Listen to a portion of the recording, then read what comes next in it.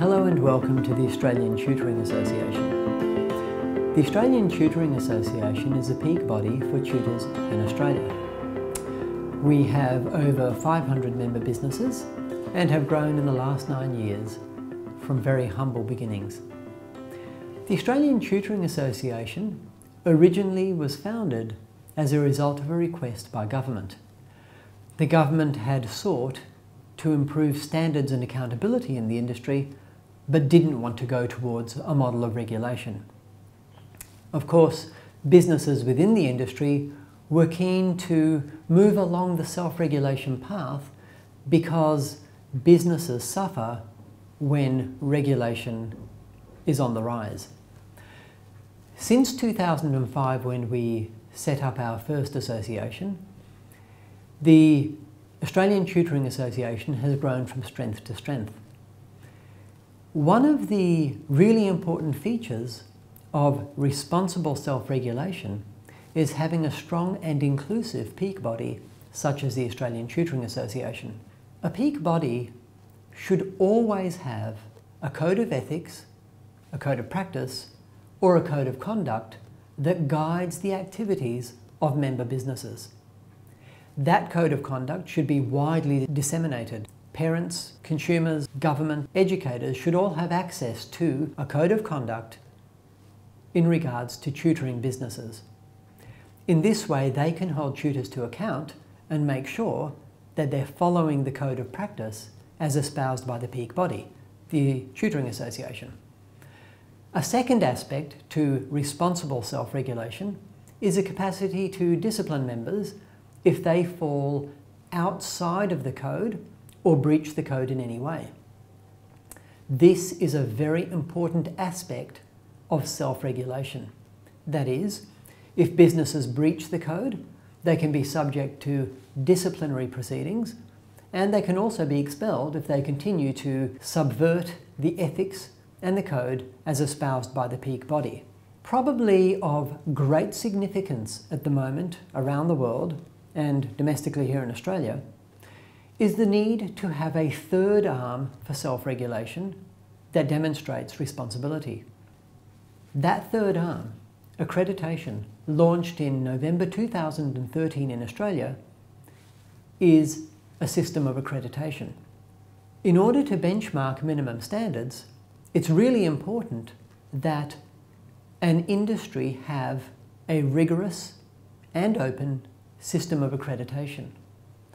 So these three things together, a peak body which is representative of the range of businesses within the industry, with a code of ethics or a code of practice that is widely disseminated and upheld, the capacity to discipline members, and a system of industry-based accreditation, these three facets are responsible self-regulation. We're very proud to say that the Australian Tutoring Association and its 500 members plus badges best practice not only in Australia but also around the world. It's really important for businesses seeking to join the association that they read our code very closely. It's really important for parents seeking to find a tutor that they read our code as well. Every tutor, whether they're a member of the association or not, should be held accountable to the industry standard as articulated in the Australian Tutoring Association Code of Conduct. You will find on the Australian Tutoring Association website a capacity to find our members. You should be able to search for them by suburb, but you should also be able to search for them by subject. This means that, as a parent, if you are seeking a tutor with a particular set of skills, you should easily be able to find them. For prospective members, you'll find the code, and it's really important you read that prior to taking out membership. It is in fact a term and condition that prospective members agree to abide by that code prior to taking out membership with the association. Of course, once you do become a member, then lots of benefits flow to you. You can use the logo in advertising, and you get the benefit of our media presence when we're quoted in newspapers, and of course when we advise government. You get the benefit of that lobbying and any effect that we might have on shaping policy within the country.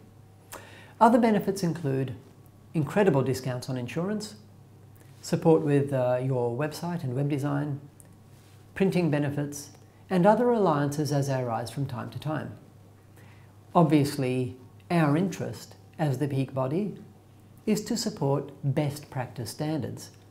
However, in so doing, businesses that opt to demonstrate an ethical presence should be rewarded for taking that stance. And thus, over time, we are building more and more corporate alliances in order to benefit our members. The ATA doesn't just have a domestic presence.